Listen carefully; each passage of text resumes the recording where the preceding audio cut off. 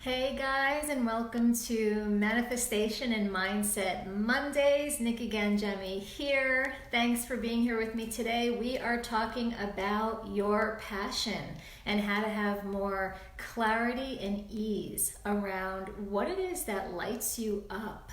So, if you are on the live, say hi, let me know you're here. If you're watching on the replay, hashtag replay. I always love to know who is here with me, and I love for this to be interactive. So what is your passion, and are you living your passion? Are you excited to get up in the morning and do what it is that you love and what lights you up? Or are you maybe a little confused? Maybe you're asking yourself, I don't really quite know what exactly my passion is, or even my purpose. Sometimes we get stuck on that and we don't know what it is. I remember when I was in my coaching, hey Michelle, happy you're here. When I was in my coaching certification program, and we learned that the basis for your life is freedom and the purpose is joy. I mean, we came here to enjoy, right? To experience joy and that happiness. And I know sometimes it can feel like we're afraid to be too happy, or we're afraid to feel too good because something, might happen after that. That was at least true for me for a long time. I was afraid to be too happy or to feel too much joy. But just knowing that that is our purpose, that our purpose for being here in this life is to be joyful, that was just very comforting for me. And yeah, so what is your passion? What do you feel that you are here for? And it doesn't have to be confusing. It can be easy. And you can certainly have more clarity around what that is. And that really starts with slowing down enough and tuning in and listening. Because you do know, that's the thing, you guys, we know so much.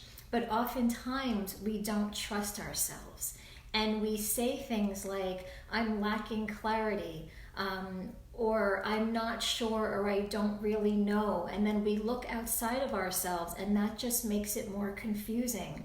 So today we're going to talk about going within, because you do know what it is that you love, you do know what it is that you're good at, and you know by how you feel, right? Because it feels good. These things, they light you up. You could do things and you could just, time seems to fly by. You lose that whole idea of time. And that's when you know that you're doing something that you're passionate about. And the great thing is you could do what you love and get paid for it. I mean, there's a million people out there that are doing it. So before I go any further, I forgot to introduce myself. I'm Nikki Ganjemi, and I help online coaches shift their identity to thriving entrepreneur so they can make more money and impact doing what they love. So what is it that you love to do? What is your passion? And like I said, there's nothing to be not clear about. Sometimes that's just a story that we tell ourselves. We tell ourselves, well, I'm not really sure what it is that I'm here to do. I don't really know how I can do what I love and generate money doing it. I don't know, but is that true? Or is that just something that we're telling ourselves? And what could be behind that? Is there any kind of a fear of the unknown or not being certain? What about having multiple passions? Yes, Michelle, I hear the term multi-passionate. I think a lot of people have more than one passion, and how can you take those passions and combine them together? I know somebody who is a dentist, and she's also passionate about skin and improving your appearance. And I've never heard of this before, but she has her own dental practice and she works as a dentist, but also in that office, they do all kinds of injections for like Botox and Restylane and just enhancing of your lips and filling in wrinkles and lines. And I was fascinated when I heard her say that, because I've never heard of, going to a dentist who also does this kind of skincare. And she said, well, I'm multi-passionate, and I love both, and why not offer both? And I said, absolutely, why not? I think that is awesome. That makes you different, that makes you stand out. So I think you can always take what you're passionate about, and even if it's several different things, and you can find a way to combine them, to merge them. And I think that could be what makes you different, what makes you stand out, because there's tons of dentists, there's tons of coaches, there's tons of photographers, or whatever it is that you do, but how are you different? What do you have to offer? And maybe going through the avenue of what you're passionate about and combining them could be the thing that really makes you stand out. So I hope that answers your question, Michelle. But I say that we have a lot of passions, right? But I believe that as long as we're following what lights us up, as long as we're following what feels good, that we're always supported, and I know that to be true for myself. I know that to be true for others. When we think that we have to do certain things and follow rules, and that's where we tend to get maybe a little bit stagnant, and also just pushing things off and not moving forward because something just doesn't feel right. So what if it could be easy? And what if we know more than we think? But part of being able to tune in to that intuition, that wisdom that you have inside of you, is to slow down, is to get quiet and ask yourself, what is it that I love? What is it that I am most passionate about? And then just get quiet and listen to what comes up for you. And while you do that, it's also never discounting the talents that you have, the passions that you have, and discounting them and saying, well, I don't know that I could really capitalize on that. I don't know that I could really make money. Because again, is that true? I mean, we see so many people out there that are starting all kinds of businesses and making money doing what they love, no matter what it is. And this is just popping into my mind, so I'm going to share this, but I saw somewhere, I don't remember where, that there's somebody who's a professional hugger, and she makes money offering hugs. And I don't really know the details, but I saw this and I was like, for real? I mean, now I think I've heard it all. So I share that with you because it's like, don't ever limit yourself. The sky is the limit. And I believe that if you have a passion and you have a talent, that you can certainly combine those and you can share that with the world. And so long as you feel good and it lights you up, it is something that can be profitable, that you can make for a business, because there are people that need you and what you have to offer. So the first step is to ask yourself and really just tune and listen. What is it that lights me up? What am I passionate about? How can I combine these? How can I combine them?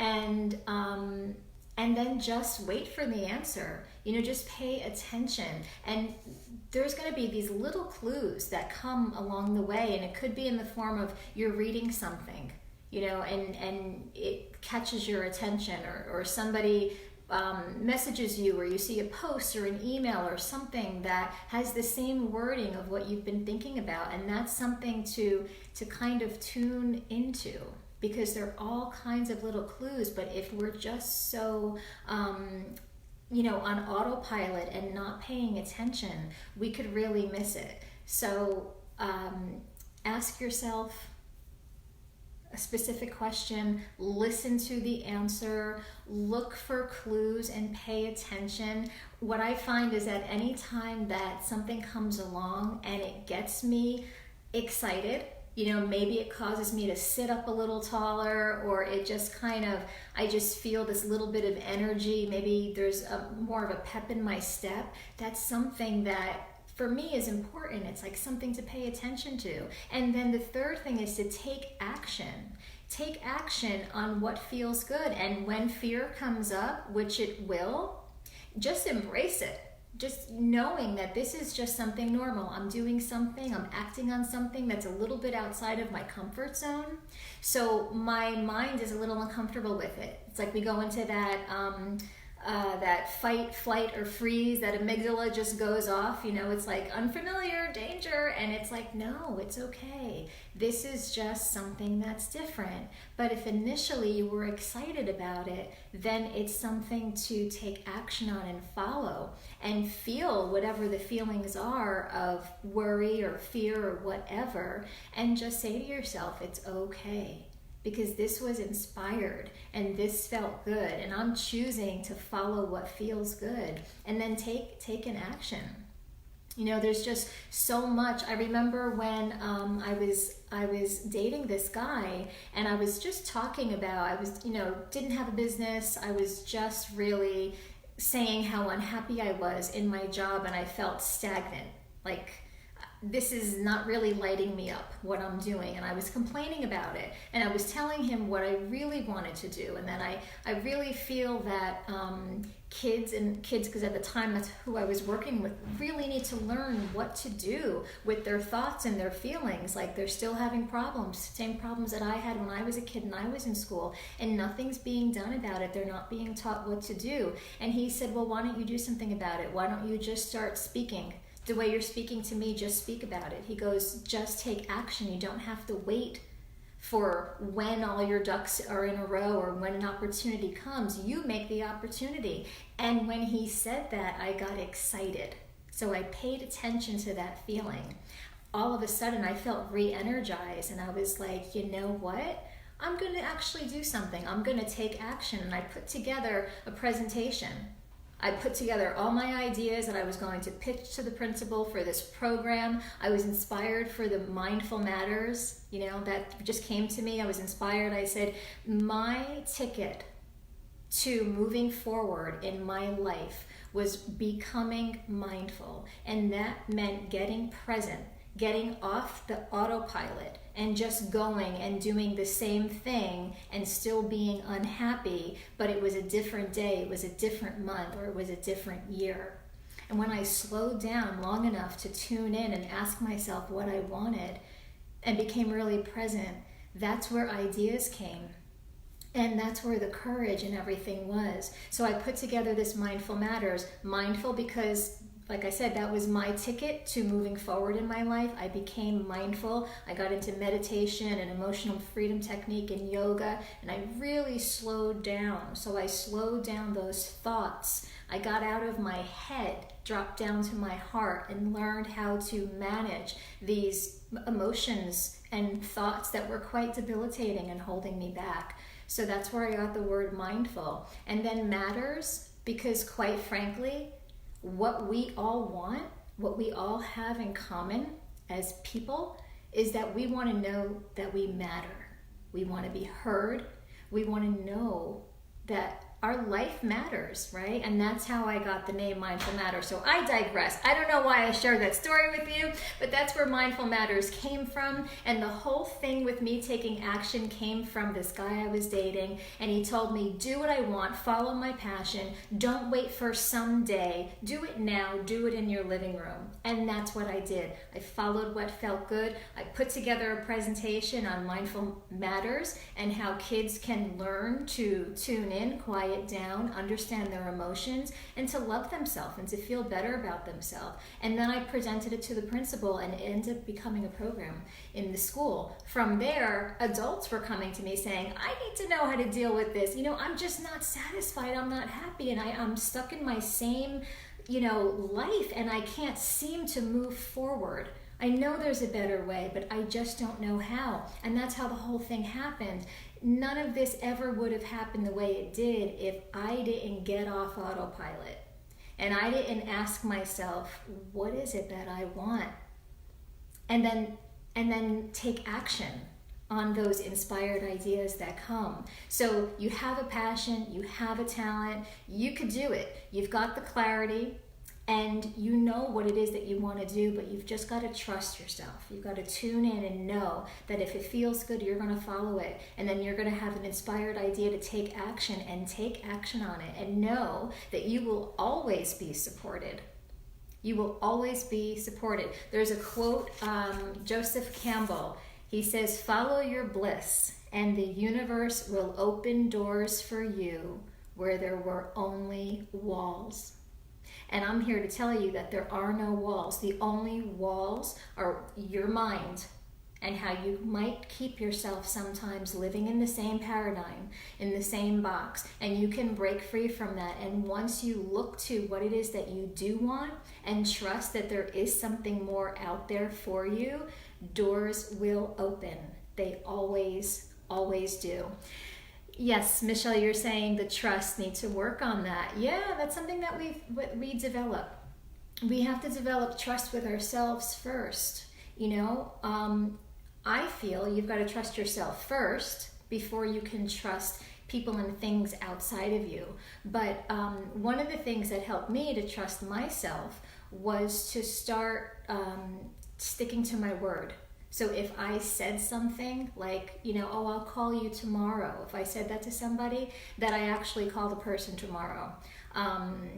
Because even starting small with something like that, we say a lot of things that we don't follow through on. And whenever we do that, we don't realize it, but we break trust with ourselves in a small way. But all those little small ways, one stacks upon the other and stacks upon the other. And before you know it, we don't trust ourselves. And how could you trust anything else if you don't trust yourself? So one little exercise you can do to get started on building that trust with yourself is to stick to your word. And when you say you're going to do something, you do it. Even if it's, I'm going to make a healthy meal tonight, or I'm going to go to the gym, or I'm going to get XYZ done. It's like, let me just do it, because it's important that I'm in integrity with me. And that really, for me, is the first step in building trust. And it does start with yourself.